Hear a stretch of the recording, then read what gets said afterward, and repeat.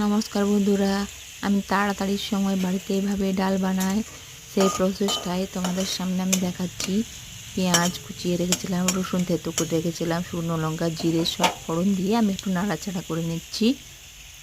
তারপর আমি মুগ ডাল মুসুর ডাল দুটোই করব, ওই জন্য হাফ কাপ মুসুর ডাল হাফ কাপ মুগ ডাল দিয়েছি। আপনারা চাইলে একটা ডাল দিয়ে বানাতে পারেন।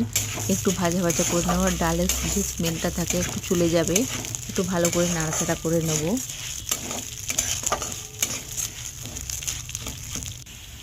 তারপর আমি অ্যাড করে দিলাম লবণ, পরিমাণ মতন হলুদ।